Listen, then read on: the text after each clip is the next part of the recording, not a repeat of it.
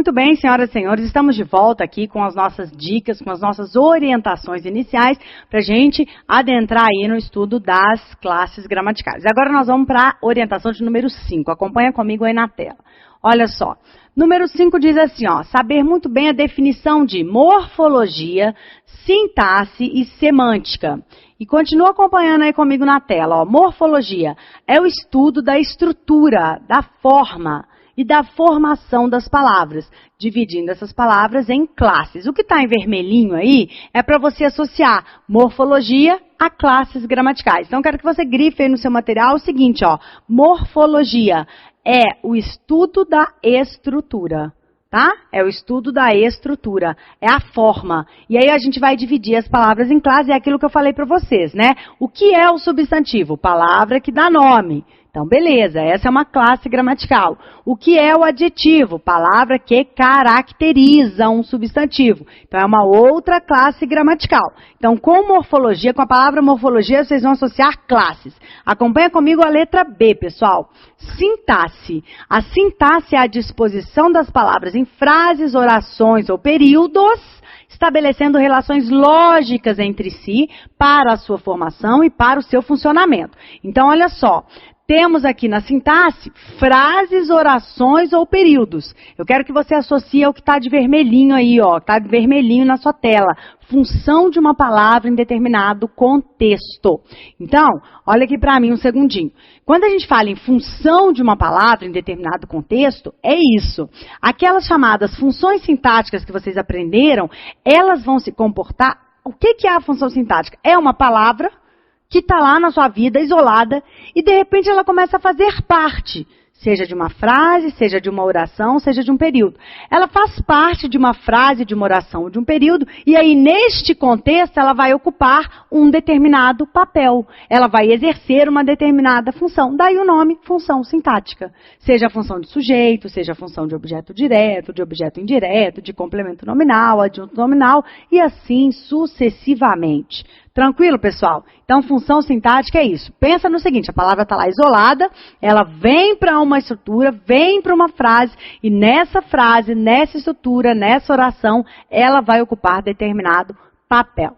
Vamos acompanhar o conceito de semântica. Olha lá. Semântica é o estudo da significação das palavras. Olha o que está em vermelhinho, pessoal. É o significado. Então, galera, eu vou agora aqui fazer no quadro um desenho para você visualizar como é que essas três definições aí se comportam. Olha só. Vamos pensar que aqui eu tenho três conjuntos, tá? Essa é a ideia. Isso que eu acabei de falar para você, um dos conjuntos é o conjunto da morfologia. Eu tenho o conjunto da sintaxe. Aliás, é sintaxe, não é sintaxe que a gente fala não, tá? É sintaxe. E eu tenho aqui um terceiro conjunto, que é o conjunto da semântica. Ó, para cada uma dessas funções aqui, dessas definições, nós temos uma palavra-chave para associar, né? Então, com morfologia, nós vamos associar o quê? Classes gramaticais.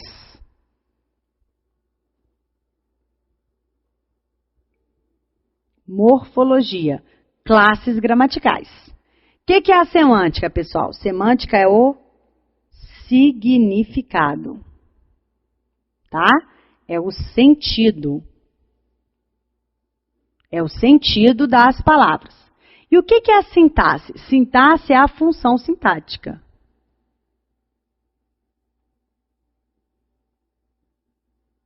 Vamos lembrar? A gente vai ter um módulo da análise sintática, né? O nosso próximo módulo, a gente vai analisar todas as funções sintáticas, tudo bem? Então, a sintaxe é quando eu falo em frase, oração, né? No próximo módulo a gente vai ver os termos de uma oração, frase, oração ou período.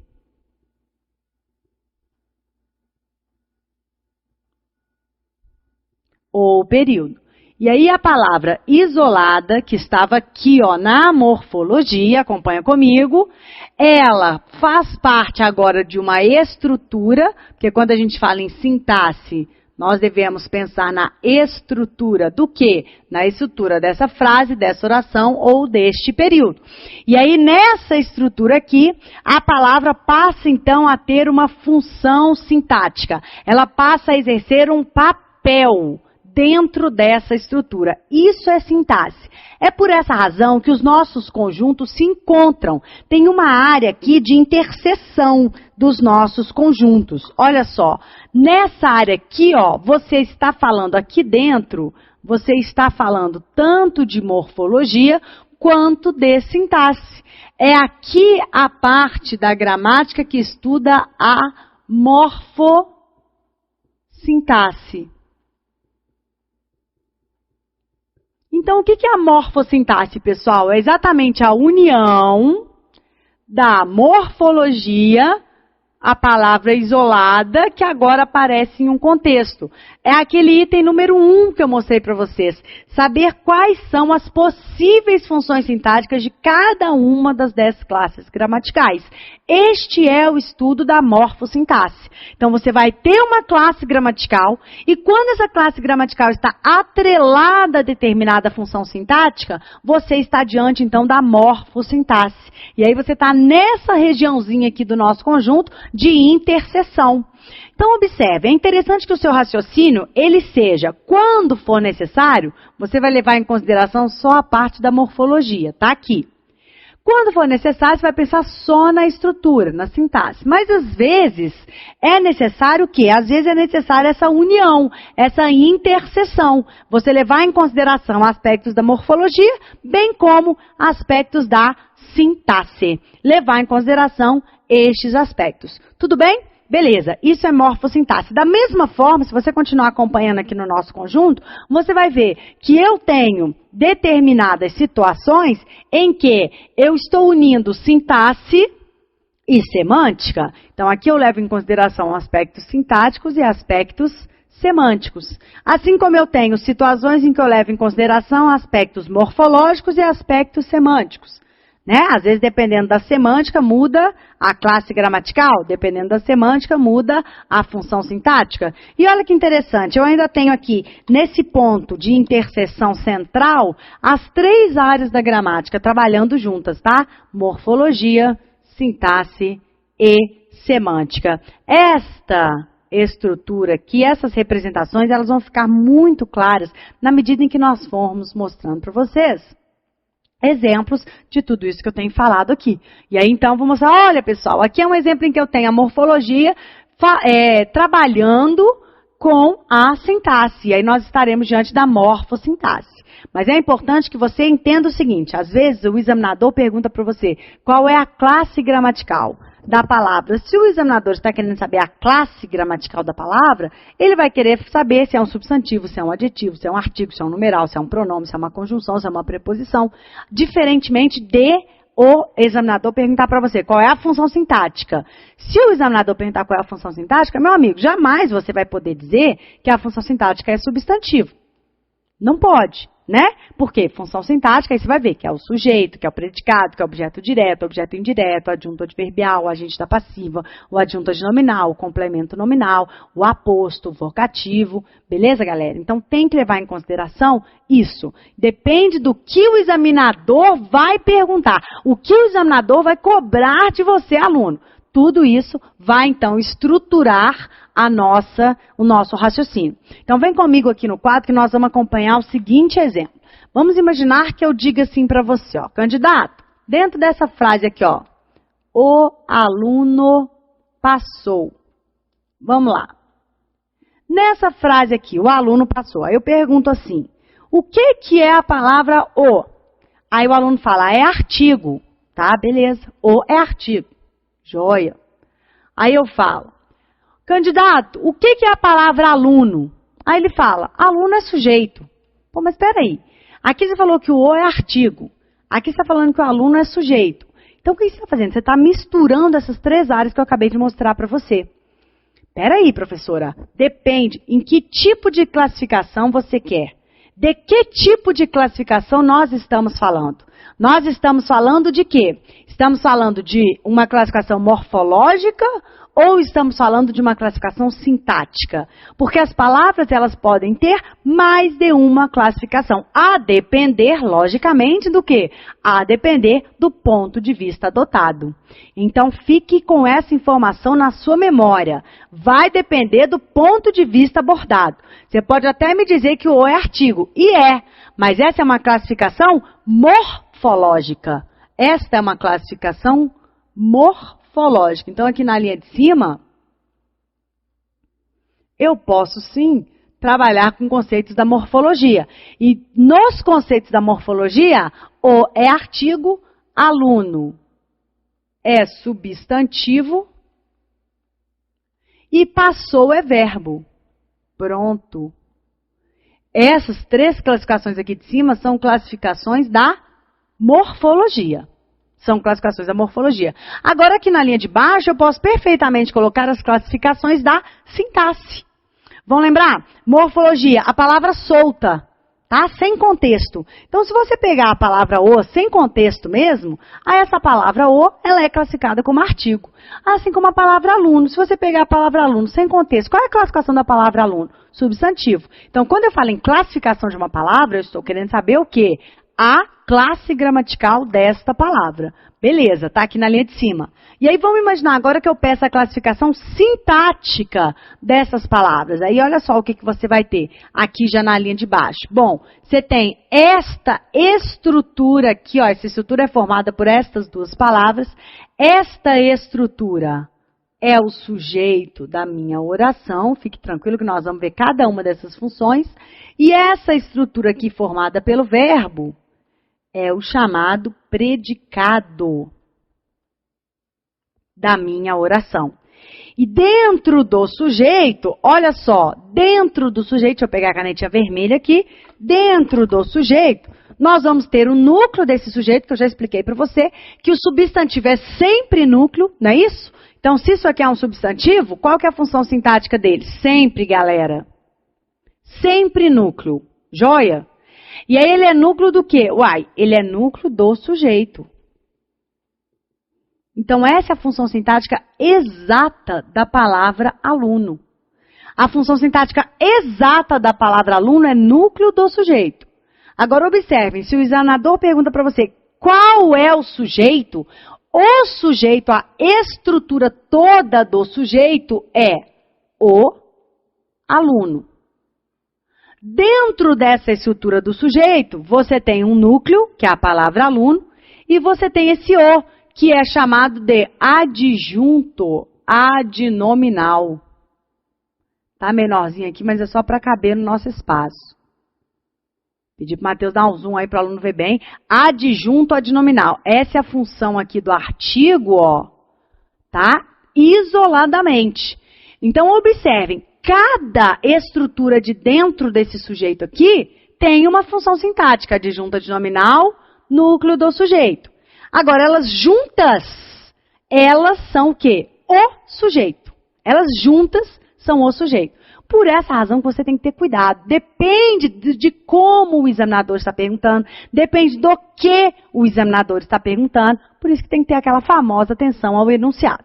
Joia, galera? Continuando aqui então, ó, sujeito e predicado são classificações da morfologia? Não, senhor. São classificações agora do aspecto da sintaxe. Tá? Do aspecto sintático. Essas classificações são classificações do aspecto sintático e não mais morfológico. Tranquilo? Então, assim, dessa forma, a gente viu aqui o que é morfologia, o que é sintaxe, o que é semântica e como elas se comportam. Vamos lembrar que quando eu falo em morfologia, eu estou falando das classes gramaticais. E agora eu já vou adiantar para vocês quais são as 10 classes gramaticais que nós vamos estudar. Acompanhe aqui comigo no quadro, olha só. Eu tenho o substantivo, muito pequeno, né? Deixa eu aumentar um pouquinho a letra.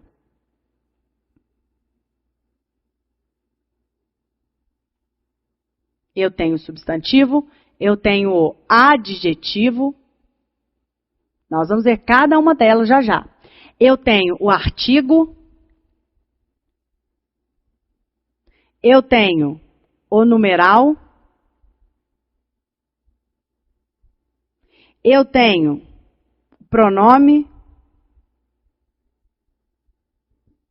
Eu tenho o advérbio. Olha os nomes, hein? Eu tenho o verbo. Eu tenho preposição. Tenho conjunção.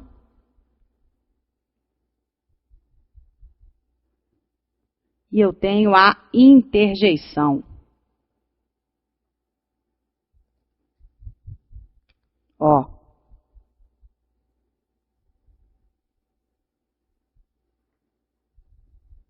Interjeição, tá, galera?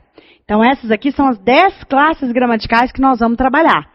Substantivo, adjetivo, artigo, numeral, pronome, advérbio, verbo, preposição, conjunção e interjeição. Portanto, se o examinador pergunta qual é a classificação da palavra, gente, a sua resposta tem que ser uma dessas 10 aqui. Não tem como você falar, qual é a classificação da palavra? Ah, sujeito. Não, só se ele perguntar qual é a função sintática da palavra. Tranquilo? Se ele perguntar qual é a função sintática da palavra, aí tudo bem. Se falar em substantivo, se falar em sujeito, se falar em adjunta de nominal, se falar em predicativo, etc. Mas aqui, que é o objetivo do nosso módulo, né, de agora, nosso módulo é o nosso módulo do quê? Das classes gramaticais. Então, ó, muito prazer. O que você vai estudar são essas 10 classes gramaticais aqui.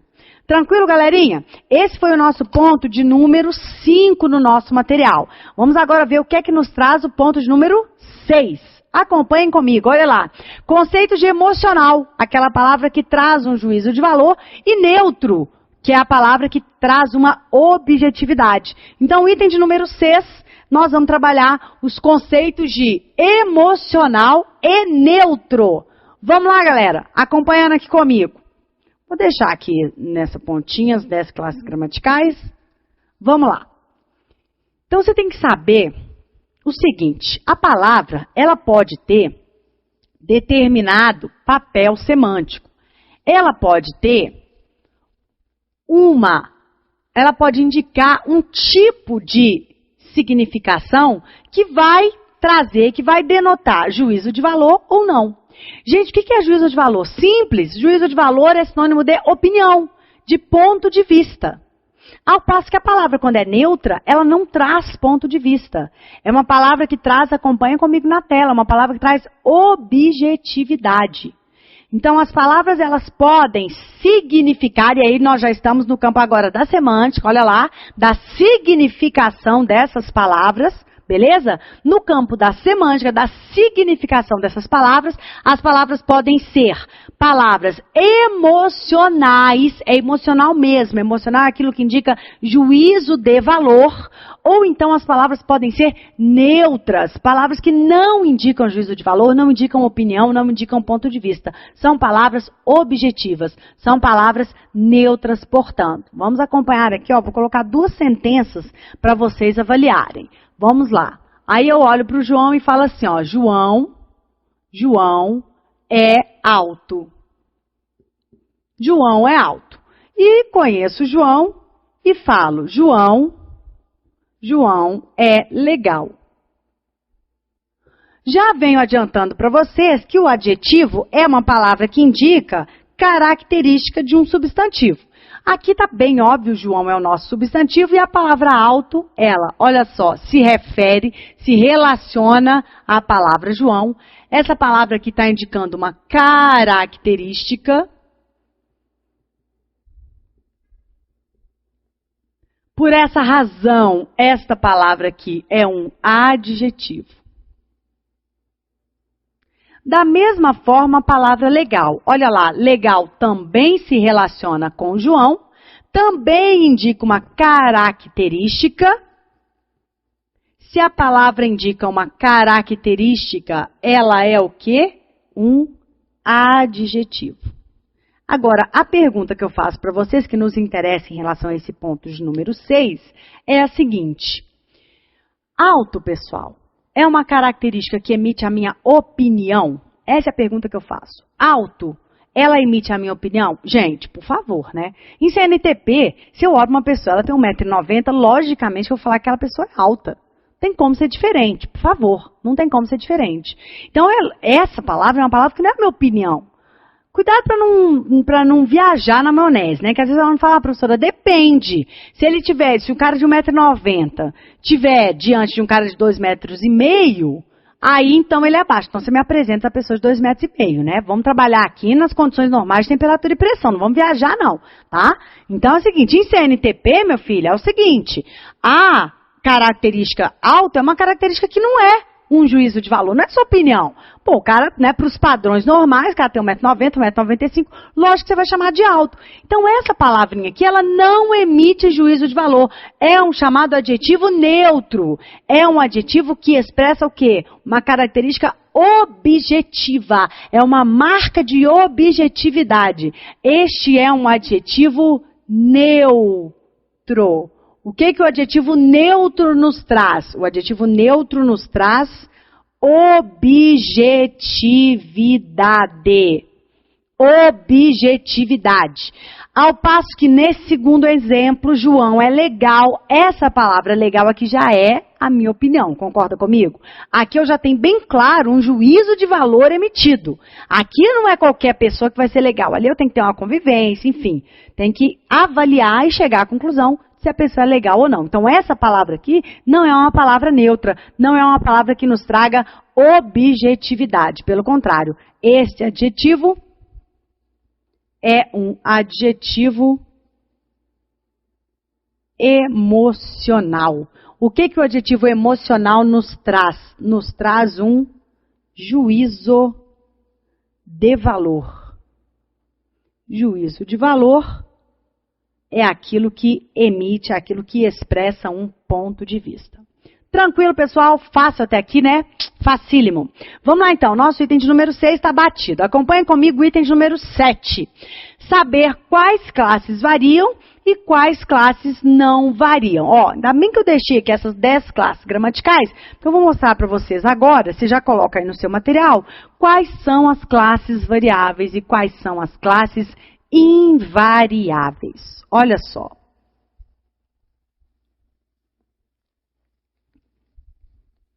Olha só. Classes variáveis são aquelas classes que variam em número, tá? Em gênero. Então, essas classes, elas têm singular, têm plural, têm feminino, têm masculino, na maioria das vezes. Algumas classes são invariáveis, não sofrem flexão. É importante que você saiba essa diferença. Então, nós vamos anotar aqui, ó, pessoal. Substantivo é variável, adjetivo é variável, artigo também, numeral também, pronome também, verbo também, tá? Então, essas seis classes gramaticais aqui, cuidado que o advérbio não, tá? O advérbio você pula. Essas 6 classes gramaticais aqui, ó, elas são classes variáveis, tá? Pronto.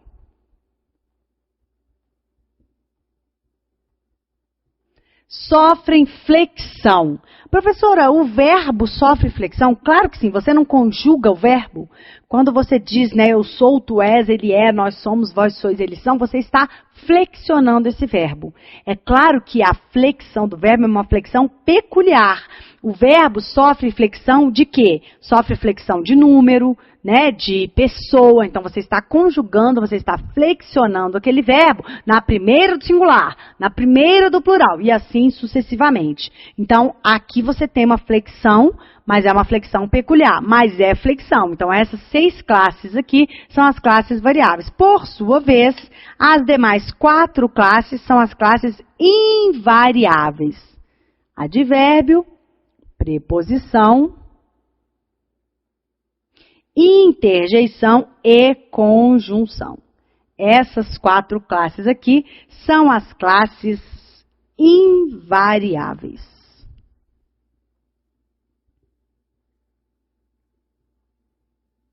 Tá? Estas 4 classes aí são as classes invariáveis.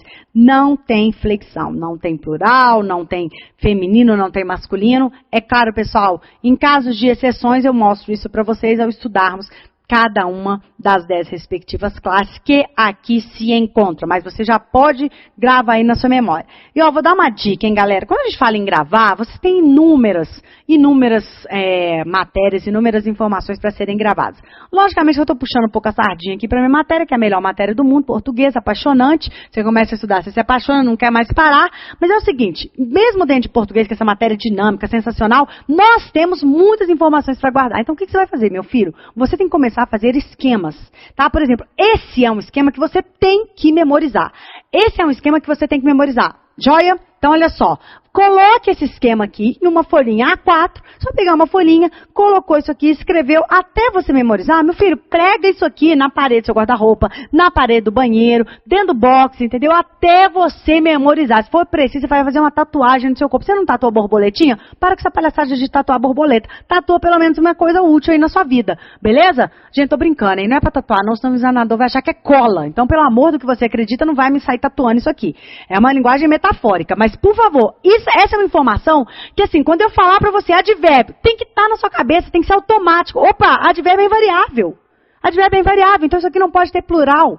Então, quando eu for passar essa sentença para o plural, essa palavrinha vai continuar singular, porque ela não varia. Joia? Não varia. Ah, quando eu falar em preposição, gente, por favor, preposição é invariável. Então, não tem como passar para o plural também. A gente fala vou à praia, e o plural disso é vamos à praia, não é vamos às praias, não. Ou melhor, até falei errado. O singular é vou à praia. O plural, vamos às praias. Né? Mas observe, aqui o às praias, por que o às foi para o plural? Porque você tem uma preposição e você tem um artigo. Ó, artigo, onde está o artigo? Artigo é variável. Então, o plural de a é as. Agora, preposição é invariável. Preposição é variável. Então, o plural de a é a. É a. Beleza? Então, se você diz vou à praia, sem artigo, vou à praia. Tá? Aqui com crase é porque eu tenho artigo. A gente vai ver isso no nosso módulo de crase, tá? Vou à praia. Mas se você disser assim, ó, vou, vamos colocar então sem a crase, porque sem a crase, pessoal, a gente vai aprender mais pra frente. Se eu não tenho a crase, é porque isso aqui é preposição, tá? Se eu não tenho a crase, é preposição. A gente vai ver depois que a crase é exatamente, a crase, ela representa a preposição mais um artigo. Então, óbvio, se você vir um A sem crase, sem acento, é porque não tem artigo ali. Tem apenas a preposição. Quando eu falar em preposição, ó, isso aqui tem que estar vivo na sua mente. Preposição, tem variação? Não. Preposição é invariável. Então, se eu passar essa sentença aqui para o plural, como é que ela vai ficar? Vamos a praias. Ai, professor, é muito estranho, é muito esquisito. Meu filho, esquisito é o acessório que você usa na cabeça. Isso aqui não tem nada de esquisito, é o correto. Vamos a praias. Meu Deus do céu, se isso aqui, vou fazer de vermelho para isso entrar na sua cabeça. Se isso aqui, gente, é uma preposição, e preposição é uma palavra invariável, o plural dessa palavra vai continuar sendo a própria palavra. Não pode ter variação. Então, queridos, isso aqui tem que estar muito claro na sua cabeça. Beleza? Vamos finalizar? Nosso próximo item é o item de número 8. Que 5? 8. Conceito de analítico e sintético em língua portuguesa. Conceito de analítico e sintético. Já está lá no quadro, né, galera? Já está lá na nossa tela, ó. Analítico é uma estrutura composta. Sintético é uma estrutura contraída. Não tem mistério nisso aqui. Vou colocar aqui no quadro 2 sentenças e isso vai ficar muito claro aí na sua cabeça. Olha só. Analítico e sintético. Conceito de analítico e sintético. Então, olha só.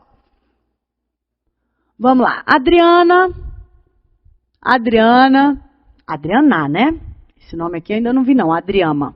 Ó, Adriana é muito linda.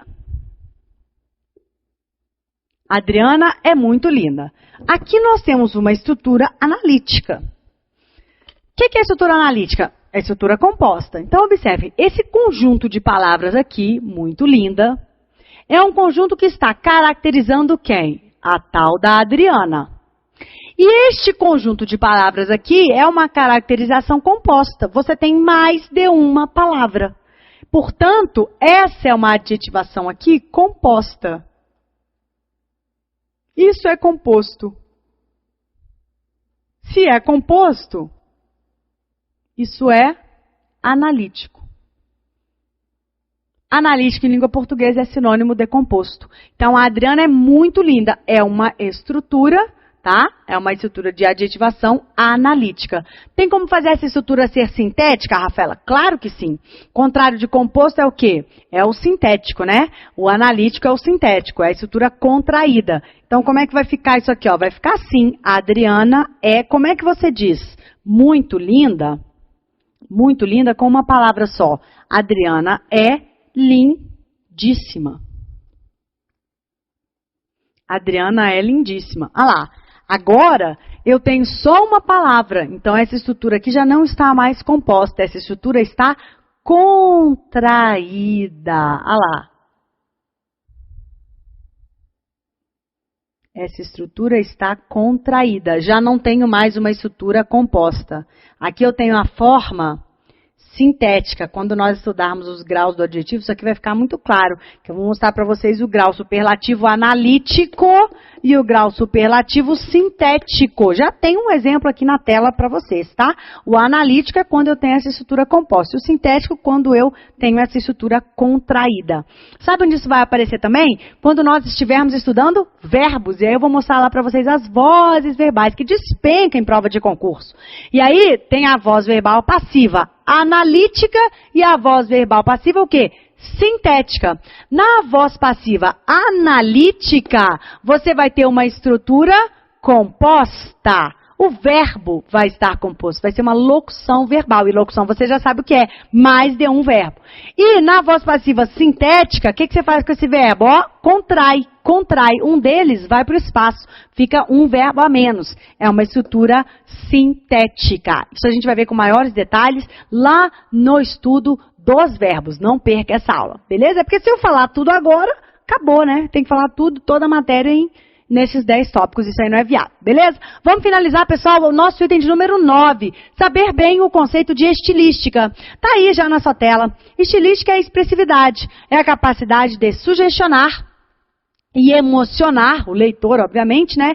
Mediante processos e efeitos de estilo. Então, olha só, quando a gente fala em estilística, nós estamos falando basicamente de quê? Estamos falando da maneira que o autor usa a língua portuguesa, nada mais do que isso. Gente, estilística é fácil da gente memorizar. Pensa no seguinte, qual é o seu estilo? Ah, o meu estilo é uma roupa mais hippie, o meu estilo é roupa mais social, mais formal, beleza, tudo bem. Então é o seguinte, esse é o seu estilo, é a maneira que você usa para se expressar, para passar uma imagem. Da mesma maneira, os autores em língua portuguesa fazem isso. Então, com a estilística não tem muito que a gente trabalhar, não. Mas o importante é que você saiba esse conceito e saiba que, por exemplo, uma pessoa que usa muito a primeira pessoa, ela tem um estilo muito pessoal no seu texto. Uma pessoa que já não usa a primeira pessoa, que opta por usar a terceira pessoa, ela tem um estilo mais objetivo no seu texto. Essa questão de subjetividade e objetividade já foi mostrada para os senhores no módulo anterior, quando nós falamos sobre textos, quando nós estávamos analisando as estruturas textuais e mostrando para você como o autor sugestiona, eu mostrei um tópico para vocês, dizendo que essa é uma marca de objetividade, essa é uma marca de subjetividade. Então, esse conceito já está claro na sua mente. Para finalizar, vamos para o item de número 10, acompanha aí comigo na tela. O item de número 10 diz o seguinte, conceito de derivação imprópria. Esse conceito eu vou ditar para você escrever aí no seu material, joia? Então, conceito de derivação imprópria, você vai escrever assim no seu material, por gentileza, ó. Ocorre quando, escreva assim, ó, ocorre quando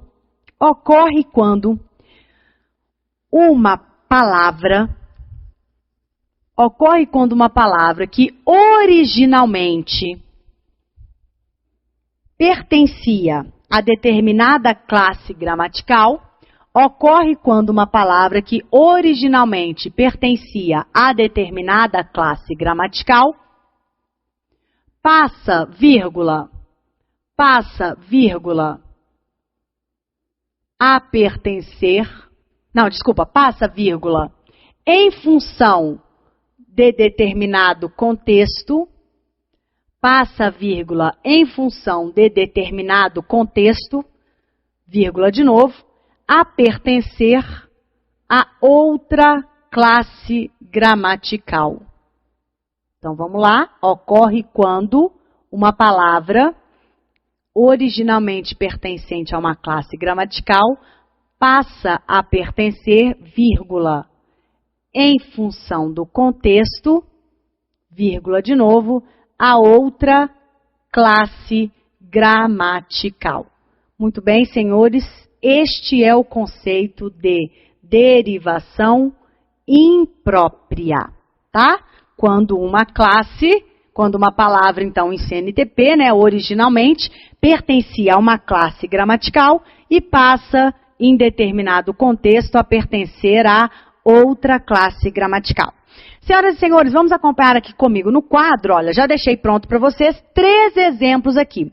Vamos acompanhar caso a caso. No primeiro exemplo, a sentença é: ele levou um sonoro não. A pergunta que eu faço a vocês é a seguinte: olha para a palavra não. Responde para mim, em CNTP, vamos lá, condições normais de temperatura e pressão. A palavrinha não, ela era classificada como o quê? Se eu falar para você qual é a palavra não, classifica para mim. Sabe o que você vai me dizer? Advérbio. Principalmente depois da gente estudar com maiores detalhes o advérbio. Aí você vai me dizer, Rafaela, a palavra não é um advérbio de negação. Joia. Só que aqui, galera, essa palavra aqui era um advérbio, a gente vai ver por quê, porque ela indica uma circunstância, um processo verbal. Aqui, ela está substantivada, em virtude desse artigo aqui. Então, o que era advérbio, aqui virou substantivo. Então, isso é derivação imprópria, quando uma palavra que pertencia a uma classe gramatical passa, em função de determinado contexto, a pertencer a outra. Então, o que eu estou querendo dizer para você é o seguinte: a palavrinha não, que lá em CNTP era um advérbio, neste contexto aqui, só aqui, gente, é só nessa frase. Nessa frase, ela é substantivo. Beleza? Vamos para a segunda. Nossa, você quebrou a perna de novo. Galera, quando eu falo para você isoladamente, candidato, me classifica aí a palavra nossa, o que você vai me dizer? Palavra nossa é um pronome possessivo. Só que aqui, nesta sentença, a palavra nossa está indicando posse? Lógico que não. Ela está expressando, olha para cá, número 10, ela está expressando, olha lá, ó, o que a interjeição expressa. Tá vendo? Ela está expressando uma emoção. É isso que a interjeição faz. Nossa, né, é um susto, é uma admiração. Palavras que indicam, que expressam essa emoção, essas sensações, são as interjeições. Então, vamos voltar para cá. A palavra nossa em CNTP era o que, galera? Era um pronome. Aqui, no entanto, ela funciona como uma interjeição. E por fim, para a gente finalizar esse nosso bloquinho, vamos trabalhar aqui com a palavra criança. A palavra criança em CNTP é o quê, gente? Palavrinha que dá nome àquele ser lá maravilhoso, né? Alguns, nem todos, né? Aquele serzinho lá piquititico, criança. Só que aqui, observa, ela não está dando nome. Essa palavra está caracterizando uma outra. Quando a palavra caracteriza, ela é adjetivo. Então, criança, em CNTP, era um substantivo. Dá nome, né, a um ser. E aqui ela passa a ser adjetivo. Porque aqui ela está caracterizando. Aqui ela está caracterizando um nome, por essa razão ela é substantivo. Então, galerinha, quando uma palavra muda de classe gramatical, em função só do contexto, o nome disso é derivação imprópria. Senhoras e senhores, dessa maneira nós finalizamos as 10 orientações iniciais sobre o estudo da gramática. Você agora está apto a adentrar no estudo de cada uma das classes gramaticais separadamente e nós vamos começar a fazer isso no nosso próximo bloco. Eu espero você, até daqui a pouquinho.